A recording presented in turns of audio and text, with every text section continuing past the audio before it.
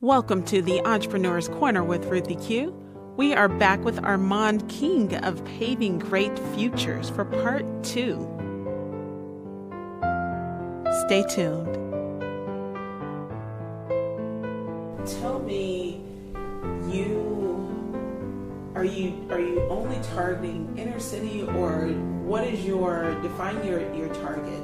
Okay, so what is a target? A target is something I'm trying to hit. So in that aspect of a target, I'm trying to hit the people that aren't being hit. Like I said, I'm trying to hit the people that are shunned, the people that aren't looked at as a potential entrepreneur, as a potential business owner. They're just looked at as potential inmates.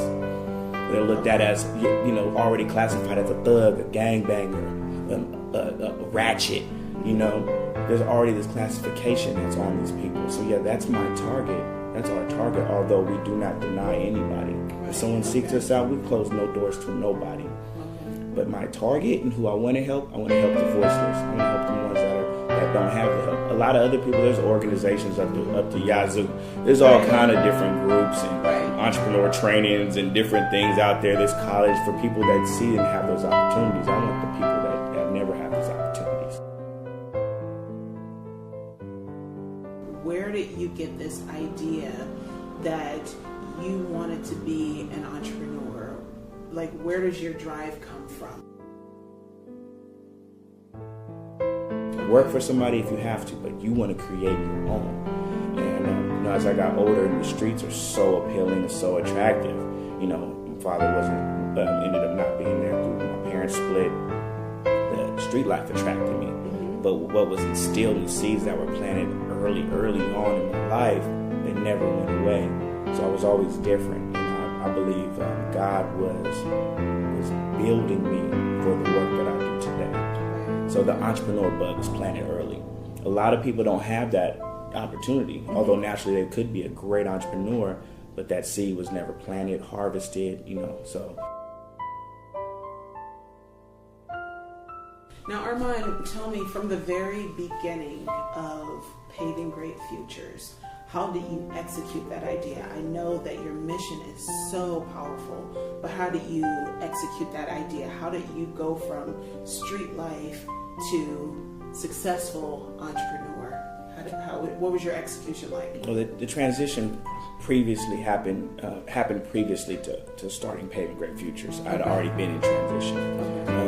Actually, my last illegal business venture landed me in federal prison for 3 years. And I was 20 years old. I was 21 years old, and I made over $250,000 in 6 months. I never thought small. So even my last illegal operation, a young mind, 21 years old, had secured about 3 different states in America and was moving product that I shouldn't have been moving, and I wound up in jail. I've drove it. At that point in time in my life, I had every luxury car you can imagine. I'm only 21. So after I got out of prison, prison gave me a lot of thinking time. And also, like a couple months before I came home, my brother was murdered. 2 months before I actually got released. The only person I could see myself coming home to and hugging, he took care of me while I was in there, and we were best friends. And so that really shook my life. So when I came home, the interest of wanting to be involved in street life had completely died right along with my bro. So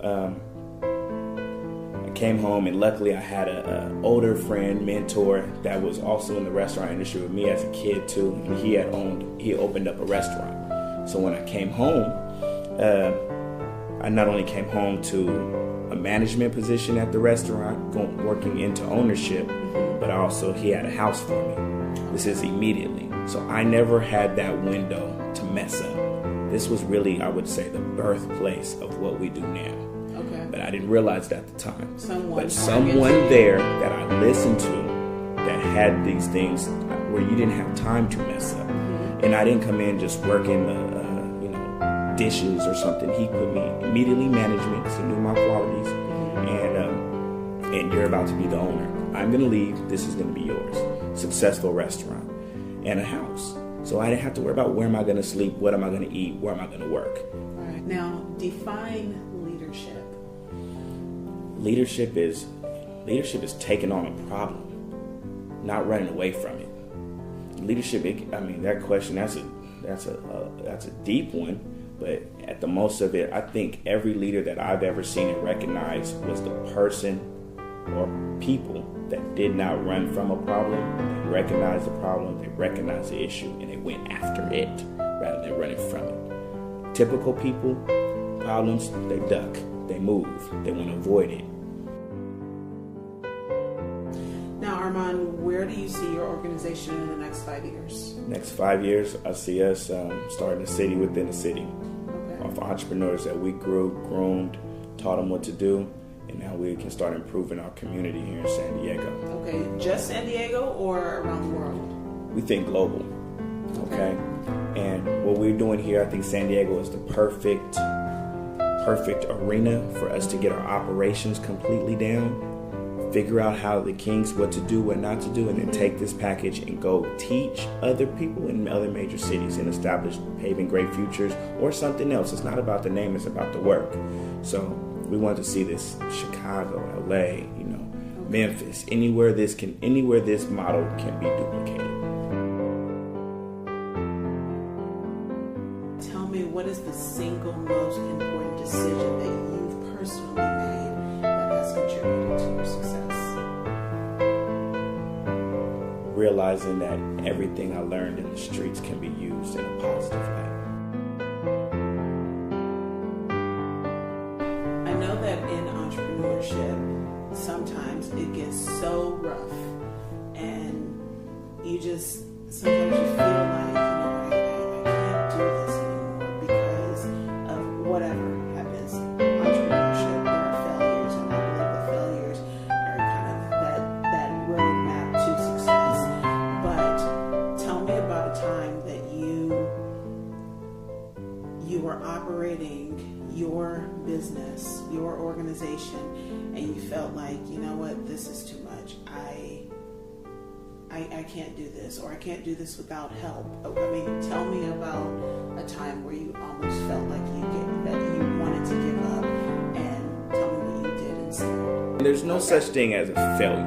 You know what I mean? The only failure is the person that quits.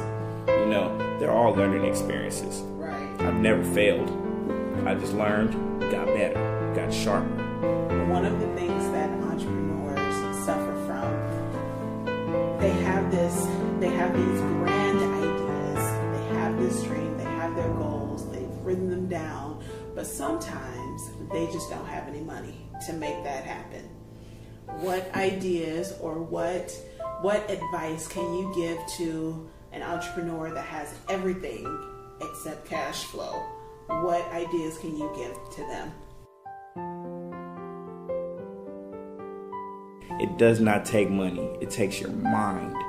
You can create it. If you think it, you can create it. And the great thing about this society right now is there's somebody out there that can do what you can't do.